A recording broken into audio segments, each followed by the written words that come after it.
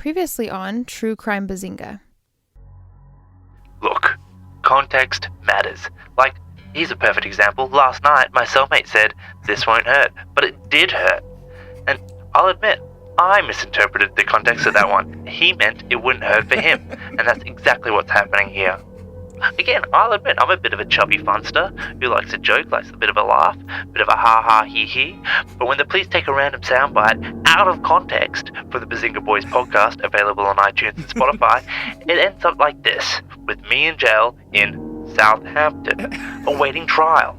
And here's the other thing, I'd like them to name one boy I've touched, because I can't even remember their names. Look, you're the only one who's speaking to me. Rob said he was busy with his cats. Pete's too busy laughing to hear the fucking phone, and I need your help.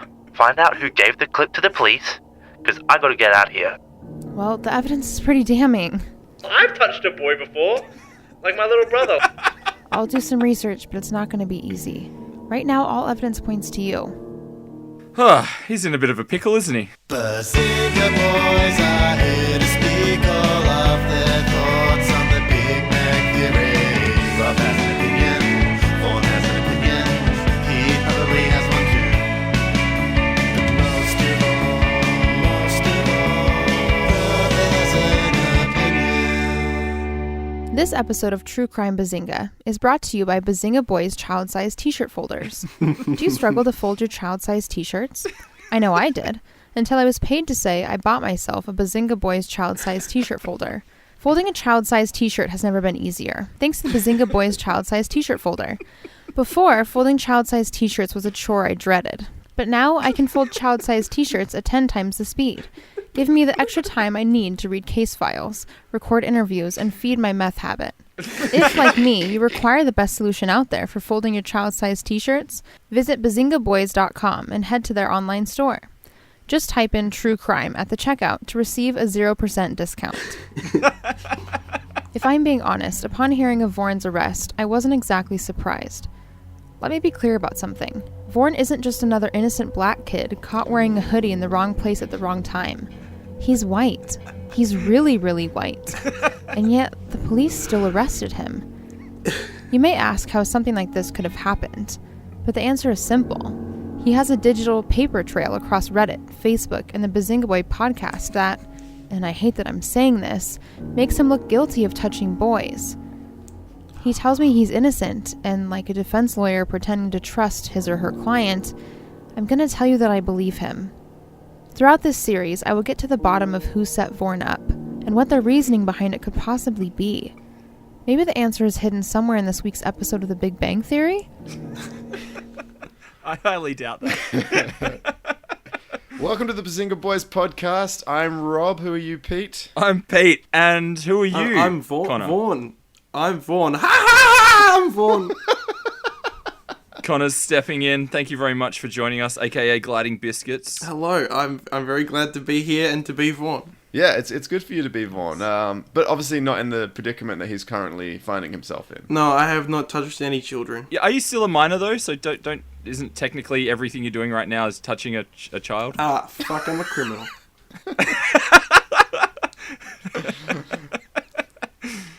Shit. Why are we here, Rob? Clearly we're here to watch every episode of The Big Bang Theory and discuss it. So far away from the light. No, not at all. Bazinga Boys, and the thing's been about boys, so we're good. Pete, what was this episode about? Well, we just watched Season 3, Episode 4 of The Big Bang Theory, The Pirate Solution. In a nutshell, Raj is in breach of his visa conditions and risks deportation back to India. So he reluctantly agrees to work with Sheldon on some of his research. Yeah, that he's very doing. funny stuff, That's as always. Yeah, it's hilarious. Deportation's always hilarious. Yeah, and the title, The Pirate...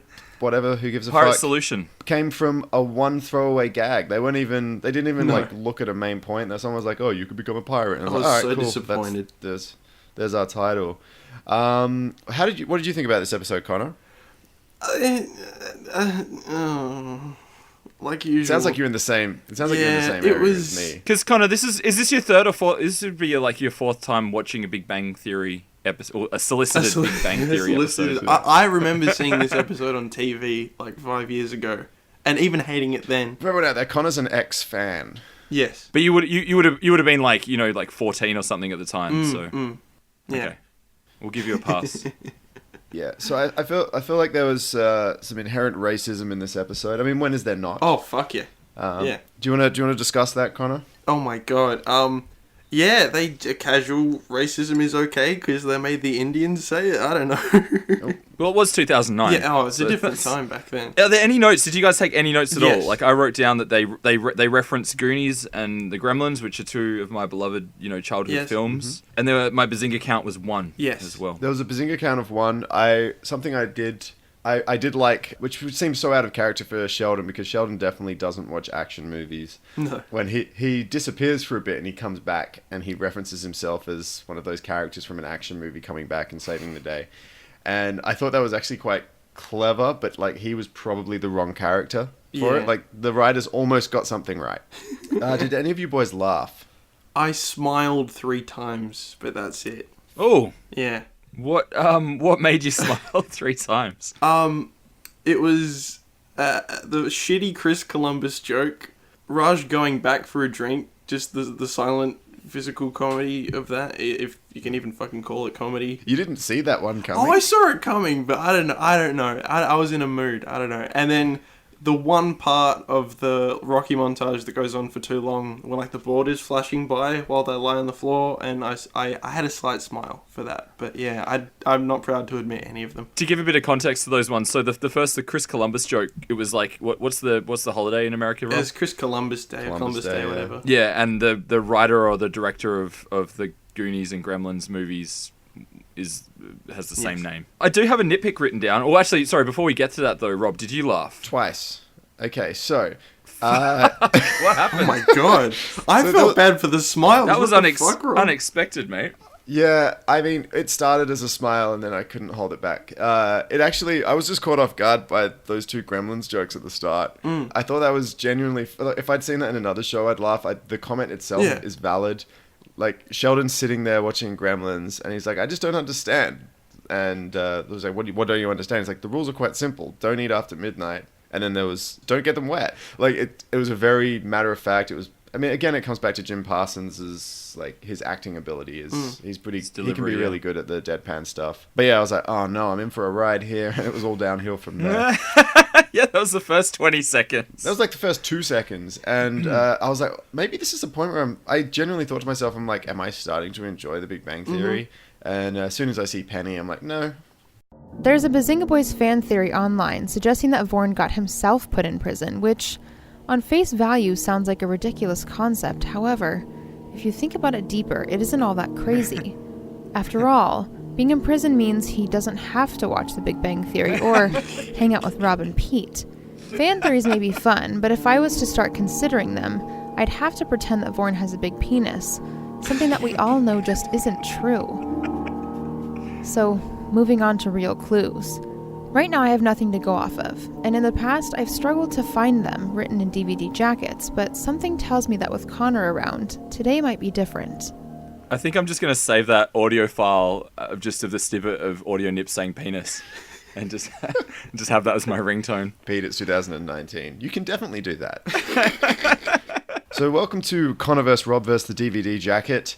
Obviously, without Vorn here, Connor will be stepping in. What's changed this week, though, is I also got the boys to watch an episode of Full House, but we're going to get more into that later. So instead of going from a DVD jacket from Big Bang Theory, we're going to go to the DVD jacket from Full House Season 1, Episode 3. Pete, what did you give us? So we watched for some reason that I'm still not really 100% on. The episode was titled The First Day of School. This episode originally aired October 1987, which was 22 years before the episode of The Big Bang Theory was released. So I gave you some hints and some clues. Okay, so what did you give us, Pete? So I gave you Danny, Jesse, and Joey. Word to word. Stephanie. Word. DJ. Word. Connor, I would like you to go first for this one. Well, I'm pretty sure I've got this down perfect. It's Danny, Jesse, and Joey try to help Stephanie figure out the Da Vinci Code DJ Shadow to drop a beat. all references that were totally lost on everybody in 1987. They had no idea what was going on. Just to be fair, one of my early ones had DJ Khaled in it, but I changed. An early So I'm draft. glad we took a different path. Danny, Jesse, and Joey are boys that Stephanie would like to fuck, but DJ overdoses to her alcohol. So, if either of you actually watched the episode of The Full House, you know, or any episode of Full House, you'd realize that Connor's with his DJ Shadow reference is closer than Rob's weird incest. Fuck it, that's I don't know. I don't even have a comment about it. It's a tie because you're both equally incorrect. The correct description that's on the DVD jacket of Full House Season 1, Danny, Jesse, and Joey try to convince Stephanie that school is cool, while DJ tries to make a clean escape. Ah, that is better than any DVD jacket description that we have seen for The Big Bang Theory. That literally ties up the episode. In comparison, the DVD jacket for The Big Bang Theory, the pirate solution is facing deportation unless he finds a new job. Raj goes to work for Sheldon. Suddenly, deportation starts looking good. That's not bad. Okay, that's probably the best description. Yeah, if there was a week that we should be skipping the DVD jacket of Big Bang Theory, this probably wasn't it, because that wasn't a bad one. No. And I was wrong. Connor is just as useless as Pete, Rob, and Vorn combined. The Bazinga boys have done nothing to help my investigations in the past, so I'm not sure what made me think things would be different now. Continuing on the theme of being useless, I received a voicemail from Rob earlier today, and I can't make any sense of it. All I have to say about that is, Rob, what the fuck are you trying to say? What the fuck are you on about, Rob? We're watching The Big Bang Theory, and you told us to watch Full House, a show that's been off the air for over 20 years. What the fuck, Robbie? What the fuck, Robbie? You trying to say the fuck, Robbie? What the fuck, Robbie? You trying to say?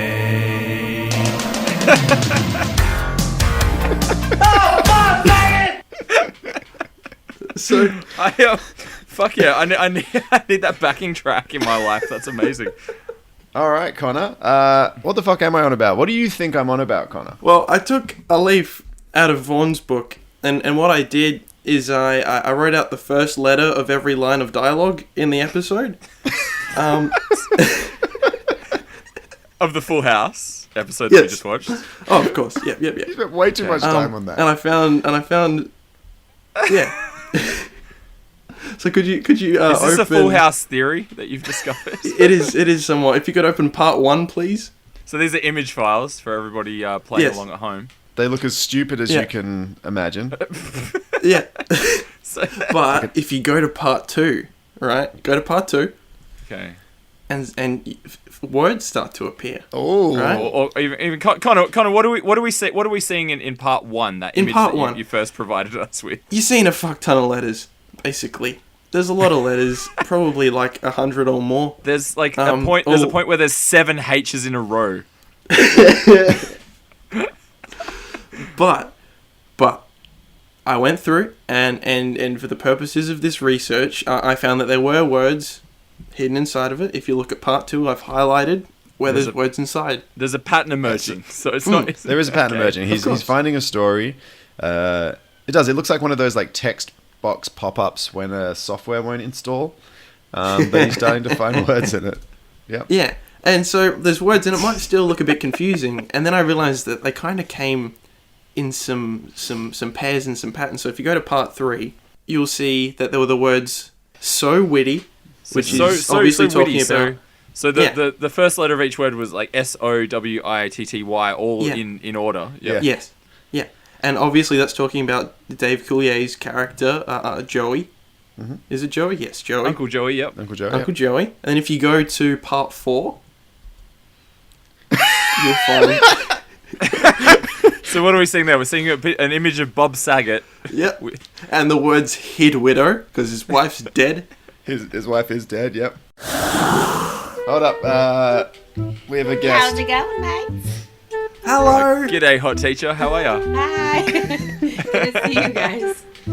Yeah, it's lovely good to to see see you you. too. Look at Vorn's new haircut and boyish Yeah. boyish face. Yeah, definitely. look It's great. And his back-to-back gnome posters. Yeah, that's Bob Saget, obviously, because his wife's dead. Because you made us watch season 1, episode 3 for some fucking reason. I haven't watched this show for 20 years. So was that the whole point of it? Like his wife dies and then his brother, are they his actual brothers or are they just like best mates? No. So his two new roommates, his brother-in-law Jesse, and his stand-up comic friend Joey. Oh, cool. So he's not even related. He's just No. like, hey, I know it would be great. This strange single man moving in with me and my Yes. daughters that are all like aged like 4 to But 8. Yes. That's not so weird. Like, I mean, if we all had family friends that we were around all the time that didn't touch us. But the Speak for Speak yourself. for yourself, mate. but what's funny about it is like, as uncles, like in this episode, they all show up at her school separately to try and convince the girls to stay at school because they don't want to be there for their first day. As uncles, it makes sense. As friends, it makes less sense. Yeah, that was my notes. I was like, Jesse goes to class and Joey's there. And I'm like, schools these days have fences probably for this fucking reason. So, 1987, it was so lax that any motherfucker off the street could just stroll in and just start hanging out with these 4-year-olds in their first day of like kindergarten. Let's keep going because then I'll get onto what I'm on about. Yeah, and then we have part 5. If you could open part 5, please. Yeah. Which It says, Oh, shit. boy, B-O-I, boy, hot wow. And it's John Stamos. John Stamos. John Stamos is very attractive in this show. yeah, and then finally, if you go to part 6, I accidentally opened that image in VLC and it worked. Okay, so it's just the word wary. Yeah, be wary of these men hanging out at the preschool. Yes, that's what I thought you were trying to get at. I wasn't. So I had less sinister reasons. So at work, we're making a sitcom, and we've been watching a lot of different sitcoms from different time periods just to see the structure. Everything from Seinfeld to Full House to Frasier. We even watched an episode of Joey. And it was just like, they all have that same format. Obviously, Big Bang Theory occasionally forgets to put a B-plot in. But yeah, they've all got a similar structure. But Full House Season 1, Episode 3 was the random one that we clicked on. And something struck me. Was there anything that struck you about this? This is a family show. This was for kids. What type of jokes were in there, Connor? Good ones, heartfelt ones. Like it was a good show. There was a full, trying to avoid it, elephant on the wall, the first time that Uncle Jesse had sex, and he's talking about being 14, right? So Yep. Yes. he's talking about being 14, being with a senior, right? This is Full House. This is a wholesome family show. There's a pedophile joke at the school when Uncle Jesse approaches a kid and they start blowing the whistle, right? We talk Yes. about this shit in Big Bang Theory, and we fucking shit on that. I've never heard anyone complain about like the issues in Full House. And Bob Saget, I mean, he's a filthy comedian, but he's in this family show. Did any of those things like strike you guys as just like strange, or as if they wouldn't do that now? I think it was just again, it's like that different time. Like you had to, I don't know. Like there was even a reference to Psycho, like the film Psycho, the shower scene and things like that in this episode of Full House, which struck me as a bit odd because I don't remember that at all as a child. And maybe that's the whole point. It's kind of like you know where there's the like we want this show to appeal to everybody, so we're going to hide those jokes that adults will get, but at the same time we want it to be bright and colourful. Yeah. And silly for kids. So it's the same kind of reason that, you know, Pixar hit the mark so many times because they hide those adult level jokes, or, you know, going to their competitors and Shrek, where it was like Lord Fuckwad and his castle was shaped like a giant dick, and in the original Shrek movie, like all of that kind of stuff. So I think they were just kind of trying to pitch to all different audiences, being very, very subtle about it. I was just surprised at, especially like they let that Jesse sex gag go on for a while. He just kept explaining more and more. Yes. And I was like, this is great. I'm fine with it. But like the fact that like a kid has like a rape whistle in what's the equivalent of pre-primary, like you have to assume that kid's been explained. Because to they us just what it is. let anybody stroll into the school, so they're probably all school-issued rape whistles. But yeah, it was interesting. It was interesting to see because Big Bang Theory. I feel like with that, like that's used as a lesson, right? Like the idea is like, hey, stranger danger. Like there's something that can be taken from that. Yeah. In Big Bang Theory, it's like, hey, just pull out Google Maps and you can go to the top model house and just let yourself in as a cable guy and have sex with the models. No lesson there. Well, there is a lesson, but Well, there is a lesson for creeps. for creeps. It's like, oh, Yeah. Jesus. Another fan theory that has been thrown around as to the reason behind Vorn's imprisonment is that maybe the Big Bang Theory podcast did it. Now, it's definitely a thought that crossed my mind. I mean, they are a bunch of pussies. However, I don't think they would stoop this low, especially seeing that Vorn has left them alone as requested in the whiny letter they sent him. After all, the Bazinga boys meant no harm in their banter with the Big Bang Theory guys. It was all just meant as a joke. Especially those death threats. And it was all just a joke. And talking about jokes, something that we haven't addressed in a couple of episodes is the fact that I lost a competition a while back. I think it was from a game that Connor set up, where that was my doing. I have to do 5 minutes of comedy for the finale of this current season, just based around the Big Bang Theory, right? So I spoke to you guys. Did any of you come up with any new jokes for me? No jokes. No No, jokes from fuck me. you. It's your punishment. Yeah, we're not. Well, I just couldn't wait until the end of the season. So I've been out. I've been on the road and I've been trialing some of my jokes. I did a 1 minute of open mic just to see how we went. So When I was a teenager, so few girls were interested in me, the idea of a Big Bang really was just a theory. If I saw that Sheldon character on the street, I'd say, "Hey, Sheldon," because that's his name. Thanks. You're a great crowd. How many seasons does it take for a show like The Big Bang Theory to complete its full story arc? 12. That Penny girl's a right cunt, isn't she? Hey.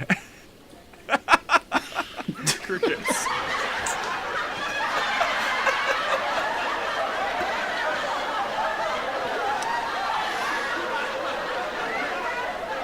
So as you can see, I'm working on it. I like how there was a pause for them to get the cunt joke. Yeah. Well, it was a sophisticated joke. It was a bit more difficult. It's an American audience. It was. They didn't get it. I don't know why it sounded like I was at an airport speaking over a speaker, but because that was real. Do you guys know the reason that they use studio audiences for sitcoms? No. No, I could give it a guess, but what is the actual reason? Have a guess. Well, I thought it was actually like an evolution from like stage production and that kind of thing. Yeah, I mean, early days it was literally like audience laughter, and it was from stage. Yeah, I remember watching like The Young Ones. I'm not sure if you're both familiar with that British show. That was literally like they'd pause and face the audience and break the fourth wall and interact in early episodes and things like that. Like it was just a stage production, and they'd really like ramp the audience up and things. But I was also just assuming that it was just to try and highlight the fact that something's funny. So it's like, people are actual sheep. If someone does something, other people are probably going to follow suit. It's like one of the, one girl screams at the Beatles and then everyone screams at the Beatles. So Yeah, so I mean, like there's things like that. Like I don't know if you're in Mr. Bean, you can just hear this. There's, in one episode, there's just this guy that you can just hear over everything. But like, I know exactly which one you're talking about. Yeah. I was watching. I think it's the church episode. But I was watching. Yes. I was watching a behind the scenes thing on Friends, and because the audio tracks they use in all these shows, they're not fucking. That's not the live audience. Like they're putting it in wherever they go. It's actually for the writers. So especially with Friends, it's to see if a joke works. So they were used as guinea pigs, even though they weren't using their laugh track. Like if the audience didn't get a joke, they would stop the show and they would come down and work with the actors and be like, all right, what's funnier? And they would like workshop it live. And I thought that's so interesting. I mean, obviously with the Big Bang Theory, they're not workshopping shit because the jokes aren't working. But But like the point of it is for the better shows anyway, and they did it with Frasier as well. I mean, there was That's pretty amazing, but like, doesn't like when you're just repeating a scene again and again and again, doesn't it just lose its impact? But that's the thing. So what it would be is they'd record it the way it was written, and if it worked the first time, then they would just keep recording and get the coverage. But if it didn't work, that's when they would stop and they would start reworking it. But then they just added laugh track in when everyone was like, "That's good." Yeah, they're not recording those fucking laugh tracks. Like it's more just as a like it's like when they do test screenings for films. Like Deadpool 2 apparently was a piece of shit on its first cut. Like a lot of it didn't land, and then suddenly when it comes out, it's arguably better than the first one. So it's like having that like audience to tell you something, because on paper things are funny, right? But then it just might not work. But like some of the stuff you guys have laughed at through the True Crime Bazinga stuff that I've been doing, I thought the funniest joke you guys just smirked at, and like so you guys, it didn't land for you guys, and that was the black kid Vorn being white joke. But I took that straight from like a serial episode and just flipped it. But I thought that was really funny when I wrote it, and I showed it to a couple of people, and they're like, "Yeah, it's okay if it lands." And I was like, I don't know. So it's interesting to see what you guys do find funny. The Big Bang Theory stuff for me, I didn't think was that funny, but you guys laughed at it. So yeah, maybe I should. It just brings back fond memories, and I think that's where like these shows, whether whether we're looking at Full House or The Big Bang Theory, they're just referencing like Psycho, Jetsons, Goonies, Gremlins. That's across the board for both of these. I've been Rob. This is the new improved Bazinga Boys. I've been Pete, and thank you so much, Connor, for filling in for Vorn while he's on his spiritual journey in jail. I can't tell what's more of a crime, Vorn being wrongfully imprisoned or those jokes. Anyway, it seems as though time has run out for me to get to the bottom of this today. Maybe if the producers put more trust in me, instead of tagging me onto this stupid fucking Bazinga Boys excuse of a podcast, I'd actually get something done. But until then, I guess Vorn's just going to have to hang tight and stay out of the showers for another week, until I can find out who put him there. Next time on True Crime Bazinga. Is this Audionips? Is this her? You need to stop asking questions and leave us alone if you know what's best for you. Who is this? What did I just say? I just want to know who you are. Stop with the questions. That wasn't a question, it was a statement. That's next time on True Crime Bazinga. I'm so glad she's on the case and we're not taking it seriously at all. Like she's never even met Vorn, and she's like more interested in getting to the bottom of why he's currently locked up, and we're just milling about talking about Full House. I feel like I want us to, just before we go, who do you think put Vorn in jail? Oh mate, with all the evidence that we've been given, it's still too early to tell. I think we'll just need to tune in to the next True Crime Bazinga episode. Yeah. Thank you for listening to another episode of Bazinga Boys. It's your pal Rob here, the Bazinga boy who is not in prison for touching boys. Hashtag Vorn, set him free. Get to our website, bazingaboys.com. We are selling those child-sized t-shirt folders. They are still available in a variety of colors. They will change your life just like they changed Audionips, so please buy them. It will also help fund this podcast so you can keep listening to it. You know what? If you don't fund this podcast, we'll probably keep making it because, let's face it, we have fuck all else to do. You can find us on Facebook. Just go to Facebook, search Bazinga Boys. Twitter, go to Twitter, search Bazinga Boys. It's as easy as that. And stay tuned next week to see what happens to Vorn.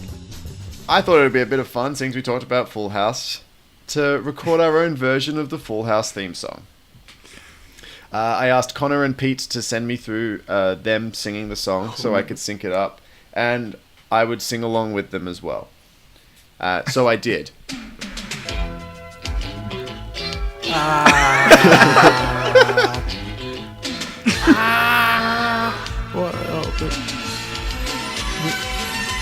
Whatever happened to predictability? The milkman, the paperboy, and evening TV. How did I get to live in here? Somebody tell me, please. This whole world's confusing me.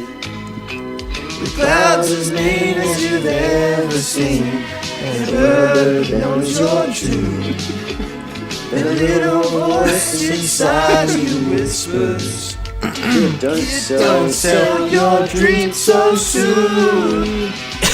Hey, Everywhere you look, there's a heart, a hand to hold on to.